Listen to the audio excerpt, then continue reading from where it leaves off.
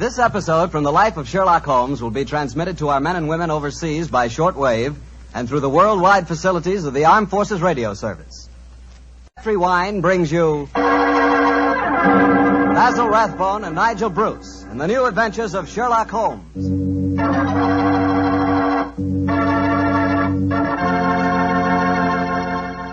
The Petri family, the family that took time to bring you good wine, invite you to listen to Dr. Watson tell us another exciting adventure he shared with his old friend, that master detective, Sherlock Holmes. And I'd like to tell you about something Dr. Watson shared with me the other night, some Petri California sherry. Did you ever have a glass of Petri sherry before dinner? Well, that's a swell time for it, because the Petri sherry is the best beginning a good meal ever had. What a wine. You don't have to serve it in fancy wine glasses either. Not Petri sherry. That wine would taste wonderful if you drank it out of a water glass. You can just taste those sun-ripened grapes. And incidentally, if you like your sherry dry, not sweet, then just do what I do. Ask for Petri Pale Dry Sherry. It's a good idea to always have a bottle of Petri sherry in the house because it's just the thing to serve when company catches you unprepared. And believe me, you can serve that Petri sherry proudly because it's a fact that the name Petri is the proudest name in the history of American wines.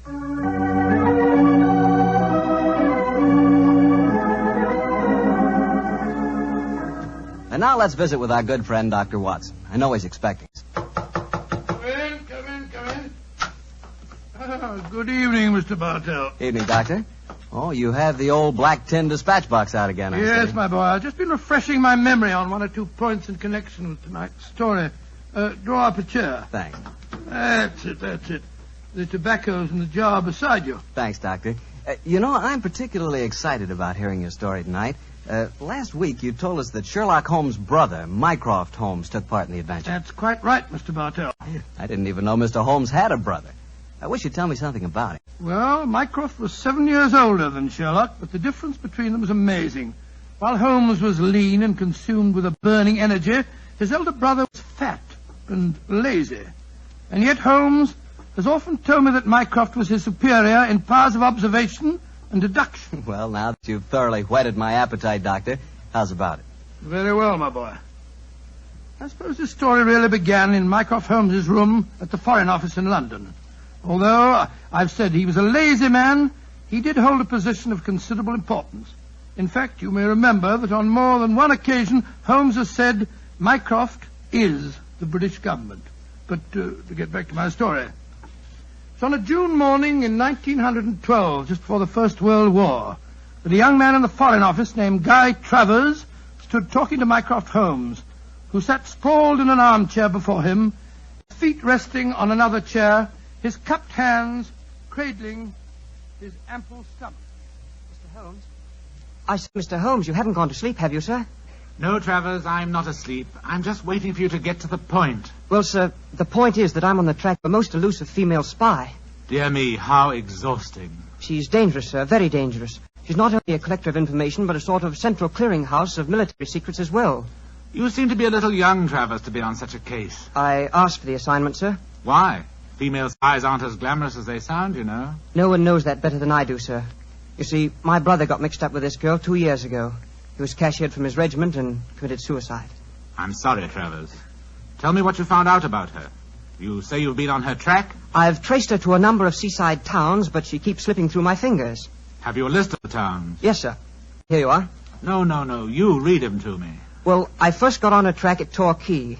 From there, I traveled her to Weymouth, Bournemouth, Portsmouth, Bognor, Worthing, Hove, Brighton, and... I trust you drew the obvious conclusion. I think I did, sir. Several of those towns are naval bases. No. The list you've just read me is a recognized theatrical circuit. Oh, I never thought of that. The simplest way to track down your spy is to find whether she was appearing in either a play or variety act in all of the towns on the dates covered by your inquiries. Yes, Mr. Holmes, I'll do that at once, and I'll report back to you. Oh, very well, if you must.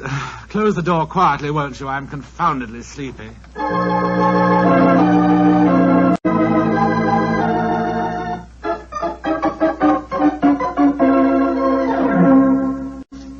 Mr. Holmes? Mr. Holmes, you haven't gone to sleep again, have you, sir? Oh, it's you, Travers. Well, what did you find out? A great deal, sir. The only theatrical show that was appearing at all of those towns was a magician's act called The Great Gandolfo. I trust you went and saw the performance. Yes, sir. Last night at Hastings. And? The magician's assistant was a girl who looked exactly like the one I saw my brother with 2 years ago. Did you go backstage and talk to her? Yes, sir. But it's a funny thing. For though she looked exactly like the other girl, I swear she isn't the same one.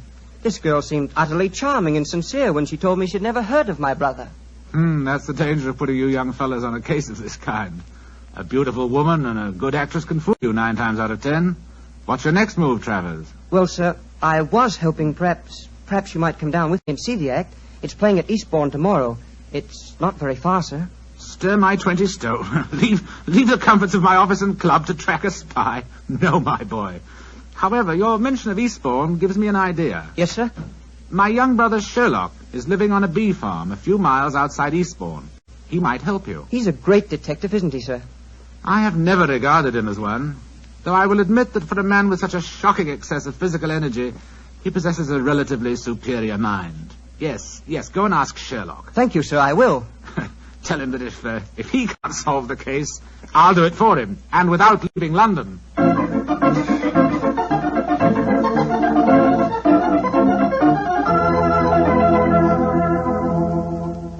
And so, Mr. Holmes, I did as your brother suggested and came down here to Eastbourne to tell you about the case. I quite understand, Mr. Travers. Very interesting story it is, too, my boy. I'm certainly glad that I happen to be staying down here with you, Holmes. You'll handle the case, of course. I'm undecided, old fellow. The problem presents some interesting possibilities, and yet my life here among the bees has taken on a pleasant and soothing pattern. Oh, I hate to disturb it. Oh, come, Holmes. It'll be good for you to get away from your wretched bees for a few days. I forgot to tell you, Mr. Holmes. As I left your brother, he told me that if you couldn't solve the case, he'd do it for you, without leaving London. Dear old Mycroft, he meant that as a challenge. Hand me the paper, will you, Watson?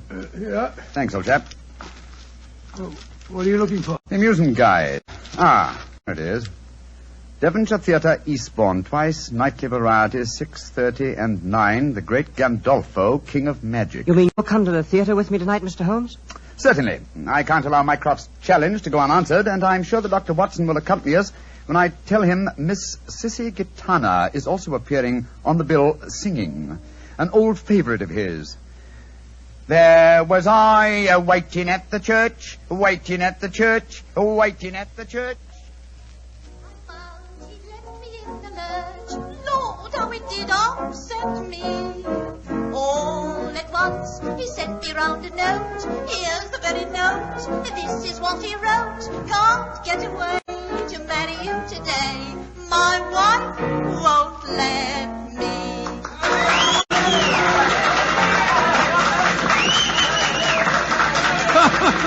That's a most entertaining woman, Sissy Gitana. And dash good looking, too. My wife won't let me. The great Gandolfo's next, Mr. Holmes. Yes, I'm just studying the program. He's not exactly modest in his claims, is he? The great Gandolfo, the world's staggering illusionist. Presenting the sealing cabinet mystery, assisted by Miss Florine Lasseur. Oh, dear me, how very florid. I must say I love this old music hall flavor. I remember going to the Palace Theatre a few years ago to see a perfectly charming girl who wore a white dress that made her look like a little white rabbit. That dress did look frightfully becoming, I must say. I sent my card round the stage door with some flowers, of course, but to my amazement... It's a fascinating story, old fellow, but I'm afraid you'll have to finish it later. The curtain's going up. There he is. That's the great Gandolfo. By Jove, this assistant's very attractive, isn't she? Listen. Ladies and gentlemen, it gives me great pleasure to be here before you tonight. I may say that the sealing cabinet mystery that I am about to present has entertained and perplexed half a dozen of the crown kings of Europe, together with their queens. Come, don't talk so much. Get on with the trick. And I may say I'm hoping that you, ladies and gentlemen, will give me the same courtesy and attention that was given me by the royalty I have just mentioned. Now, before I present my illusion, I should like to ask for 2 volunteers from the audience who will come up here beside me on the stage so that I may be watched. Two volunteers, please. Wait for us here, Mr. Travers. Very well, Mr. Holmes. Come on, Watson. You mean that we're going up on the stage? Yes, it's a wonderful opportunity. Do I see 2 gentlemen rising? Splendid. 2 gentlemen are coming up from the audience. 2 gentlemen that I have never seen before. Watch the step, please. lights and onto the stage. That's right. And now, sir, have you ever seen me before? Never. And you, sir? Don't be afraid to speak up, sir. No, I haven't. Miss Lesueur, please see that the gentlemen are seated. I thank you. Now, ladies and gentlemen, I want you to watch me closely. You will observe that there is a wooden cabinet on the stage. There is also another cabinet of the same shape and size hanging high above me, which you can all see. A glass of water, please, Miss Lesueur. Oh, go on. Put a sock in it. What did you say, sir? You heard. You ain't got cloth ears. We will dispense with the glass of water. Now, my assistant, Miss Florine Lesueur, will step into this cabinet on the stage. I want you two gentlemen to watch very closely. Miss Lesueur is now lying inside the cabinet, is she not? Yes, she is. Very well. I close the lid. So, I lock it with these bolts. And now, I ask one of you gentlemen to attach this padlock to the box. You, sir, will you oblige me? Very well. I thank you. And now, ladies and gentlemen, before your eyes you have seen Miss Lesueur enter a cabinet on this stage. A cabinet that has been bolted and padlocked. You can still see the duplicate cabinet hanging above me by an attachment of wires and pulleys. I now count a 1, a 2, a 3, and fire this revolver at the cabinet above me. Now, if you two gentlemen will kindly help me, we will lower the ceiling cabinet to the stage.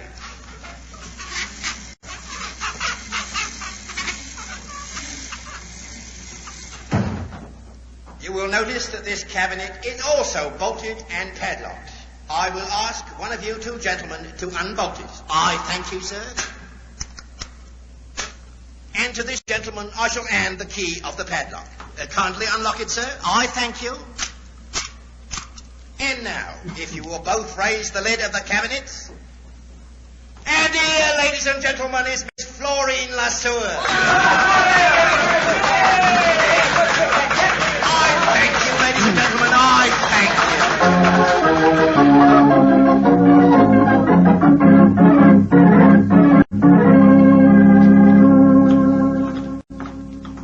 Why did we have to leave, Holmes? I was having a wonderful time. Sorry to drag you away, Watson, but there's work to be done. Mr. Holmes, if you want to go backstage, I'll introduce you to Miss Lesueur. Oh, that's a splendid idea. Before we do that, Mr. Travers, there's one important fact I want to know. What is it, sir? I presume you have a dossier of the available facts concerning this spy? Yes, sir. Everything that we've been able to find out.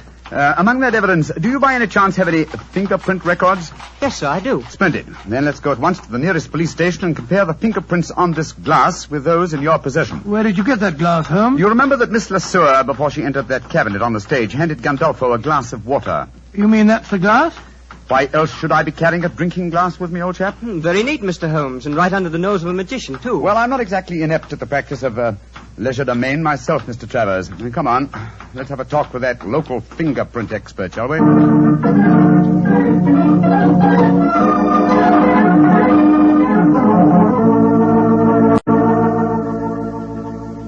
Mr. Holmes, the fingerprints on this glass you brought me are not the same as the ones shown in this record. You're positive? Oh, absolutely, sir. Just as I thought. I'm much obliged to you. Always glad to help a gentleman like you, Mr. Holmes. Thank you and good night. Come on, Travers. Watson? I wish you'd explain what you're up to, Holmes. So do I, sir. I'm completely in the dark. Surely it's obvious. The only way Gandolfo's trick could be done is by using twin girls, dressed identically, of course. One in the cabinet on the stage and the other in the cabinet hanging from the ceiling. I don't know whether you noticed it, Watson, but there were small holes drilled around the base of the box, undoubtedly to enable its occupant to breathe. By George, of course. That would explain why the girl I spoke to didn't seem to know me, or my brother when I spoke of him. Mm-hmm. Exactly. And in any case, how better could a spy hide herself from a role where her employer, a magician, must, by the very nature of his trick, deny her existence? The question is, which girl is the spy? This fingerprint test has given us the answer. You mean it isn't the girl on the stage, the one who assisted Gandolfo? It certainly is not, old fellow. Your spy will be in the cabinet, suspended high above the stage of the Devonshire Theatre at 9 o'clock this evening. But this time we will watch the performance from the audience.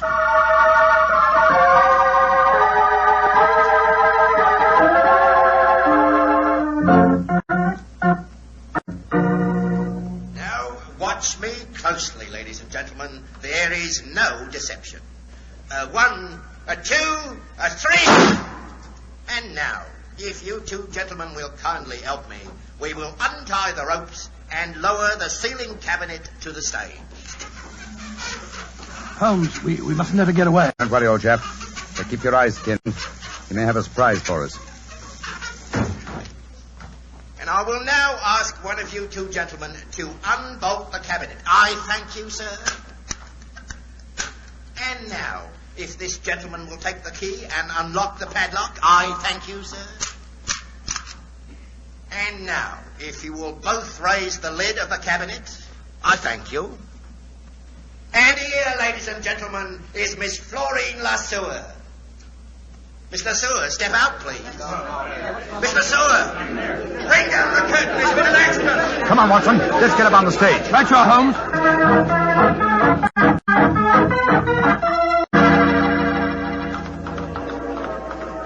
What happened, sir? It's Miss Lesueur. She's been injured. I'm a doctor. Let me look at her.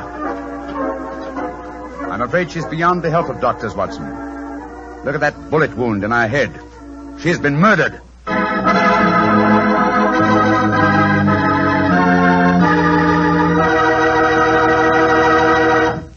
We'll hear the rest of Dr. Watson's story in just a few seconds, so I'm just going to make a very quick suggestion. If you like good food, who doesn't, you'll find that good food always tastes better when accompanied by a good glass of Petri wine. And Petri makes wonderful mealtime wines. If you like a red wine, to go with any meat or meat dish, you really like Petri California Burgundy. And if you prefer a white wine to go with chicken or fish, you couldn't ask for a better one than Petri California Sauterne.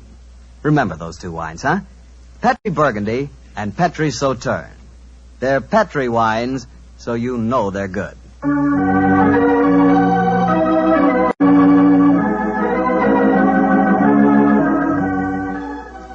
And now back to Dr. Watson and tonight's new Sherlock Holmes adventure, The Great Gandolfo. What happened next, Doctor? You just got to the part where you and Sherlock Holmes, on the stage of a vaudeville theater, were examining the dead body of one of the great Gandolfo's assistants. That's right, my boy. As you can imagine, the excitement was intense. The local police were soon at the theater, and the officer in charge, a certain Sergeant Buff, seemed to take a very great personal dislike to Sherlock Holmes. The great Sherlock Holmes comes out of retirement to teach our police force how to handle a case. Oh, Sergeant Buff, you're being ridiculous. I'm not trying to teach the police anything. You follow your own line of investigation, and I'll follow mine. And supposing I say I don't want private detectives poking their nose into a police investigation? Then, my good man, I shall report your conduct to the local chief of police and obtain the necessary permission. No need to get uppity about it, Mr. Holmes, but too many cooks spoil the broth, you know. Oh, an extremely profound remark, Sergeant. And now, if you'll excuse me, I've work to do. And so have I. And we'll see who gets to the bottom of this first. I'm going to Gandolfo's dressing room. Holmes, I'm worried about the dead girl's twin sister. I've been looking for her everywhere, and no one seems to have seen her since the tragedy occurred. Naturally, my dear chap. You'd hardly expect her to reveal the secret of the cabinet trick by exposing the fact that the dead girl had a twin. I never thought of that. But we saw her there on the stage when the trick started. Seems to me that she's in great danger. She is in very great danger. Now, don't worry. I've taken the precaution of having her guarded. Oh? How, Holmes? I'll explain that to you later. In the meantime, we have to work fast. It appears that Sergeant Buff is out to try and show me up by solving the case first. That makes the second challenge I've received today. Well,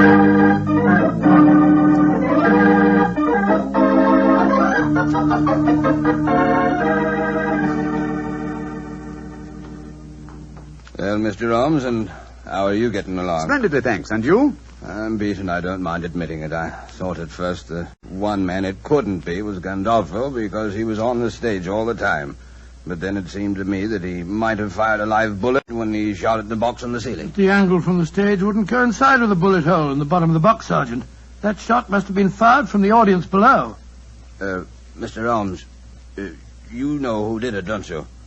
Yes, Sergeant, I do. Well, I wish you'd tell me, Mr. Holmes. It should be obvious, Sergeant. Once you examined the corpse, please tell the sergeant your findings. The girl was lying on her back in the box. There was a small hole in her forehead and a large one in the nape of her neck. Exactly. And since the point of entrance of a bullet is smaller than the point of exit, it proves that she must have been shot lying in the box from above. Once the box was in position over the audience, She could have been shot only from below. Therefore, the girl had already been killed when the box was hoisted to the ceiling. By Jove, yes. And only one person could have done that. Only two. How do you figure that out, Mr. Holmes? The dead girl's sister had the same opportunity as the great Gandolfo himself. Of course she had. Now I see why you were having her watched, Mr. Holmes. If you'll excuse me saying so, sir, I begin to think it's a good thing you're on this case after all. Oh, that's very generous of you, Sergeant. And now, perhaps, if you will do me the favor of keeping an eye on Mr. Gandolfo yourself. Of course I will, sir. Where are we going, Holmes? To the Jolly Fisherman Hotel to call on Miss Lasseur. How do you know she's there? I just received a message from young Travers. He followed her on my instructions as she left the theater. Come on, old chap. There's no time to be lost.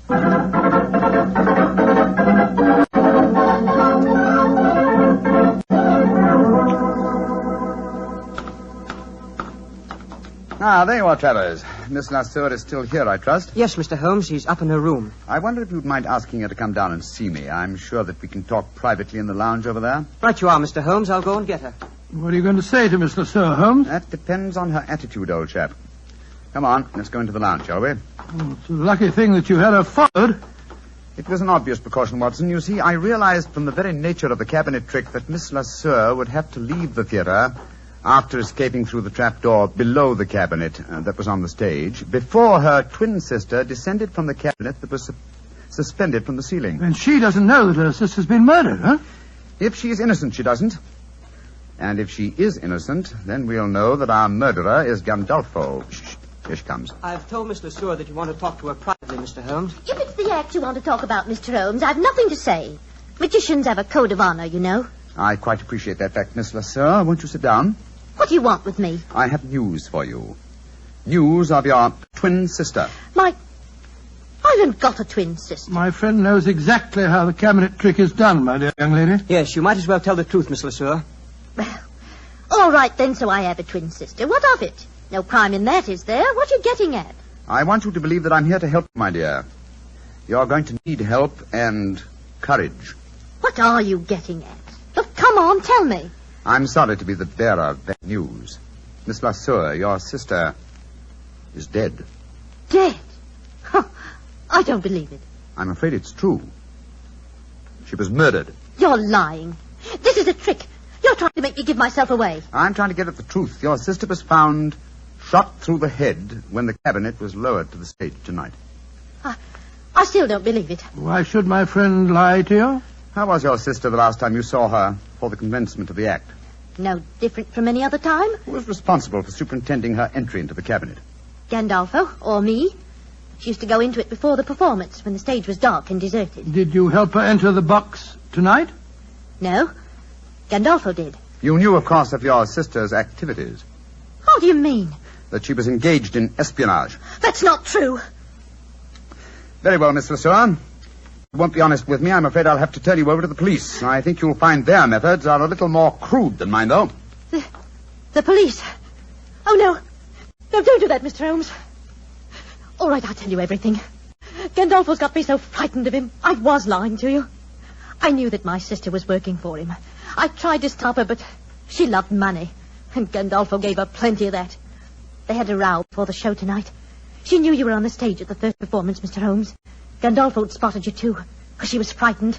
Said she knew you'd catch her and she wanted to run away. Gandolfo told her that she had to appear tonight, and they were still arguing about it when they left the dressing room. The dirty swine killed her because he was afraid she'd give him away. And now he'll kill me, too! Don't worry, my dear. The great Gandolfo will be beyond the help of magic before this night is out. Yes, he'll be behind bars where he belongs. Travers. Yes, sir. Stay here with Miss Lasseur, will you? We'll be back later. At the moment, there is unfinished business awaiting us at the Devonshire Theatre.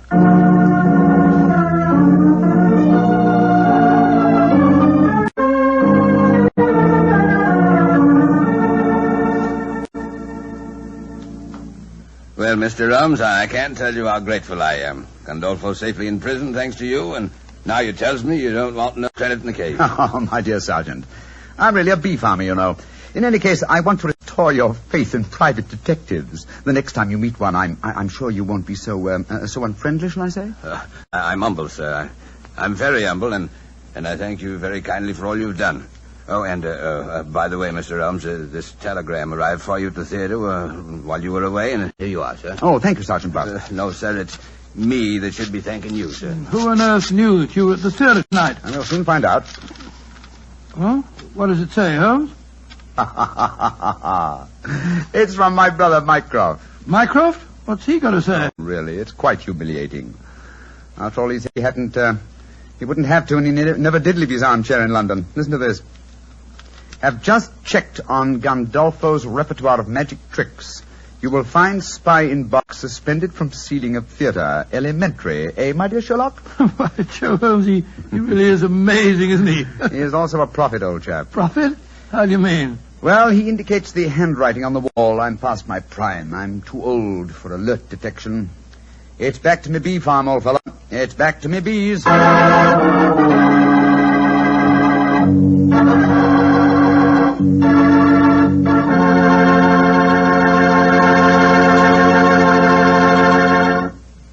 Doctor, that was a swell story. I bet it was an interesting case to work on. Yes, it certainly was. I've always had a fancy for the theater, you know. What you really mean, Doctor, is you always had an eye for a pretty girl. Mr. Bartell, you're a very blunt fellow. Why not? I must admit, I like to look at a pretty girl myself. You, Mr. Bartell? Why shouldn't I like to look at a pretty girl? Oh, go right ahead and look, my dear fellow. Go right ahead. You just sort of surprised me a bit, that's all. I never thought you gave a moment's consideration to anything but Petri wine. Now you're really pulling my leg. I must admit, I do talk a lot about Petri wine, but after all, Doctor, it's worth talking about. What other wine has such tradition, such a story behind it? Petri wine is made by a family, the Petri family. They've owned and run their own business ever since its inception, back in the 1800s. The Petri family's been making good wine for generations, and they've been handing on down in the family from father to son, the fine art of turning luscious, sun-ripened grapes into fragrant, delicious wine. And that sure adds up to a lot of experience. You can just bet your last dollar that no matter what kind of wine you want, when you ask for a Petri wine, you're asking for good wine. Because Petri took time to bring you good wine. Well, Doctor, how about giving us a clue to next week's Sherlock Holmes adventure? Well, now, next week, Mr. Bartell, I'm going to tell you a most unusual story that took place aboard a small steamship as it plowed through the stormy seas of the Indian Ocean. I call the adventure Murder by Moonlight. Oh, before I say good night, ladies and gentlemen, remember that on Saturday, October the 27th, the nation will observe Navy Day. This is your opportunity to thank your fleet for its magnificent contribution towards victory. Don't forget, will you?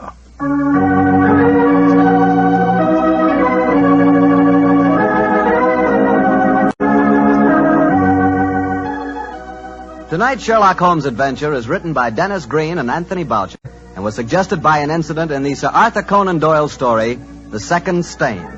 Mr. Rathbone appears through the courtesy of Metro-Goldwyn-Mayer and Mr. Bruce through the courtesy of Universal Pictures, where they are now starring in the Sherlock Holmes series.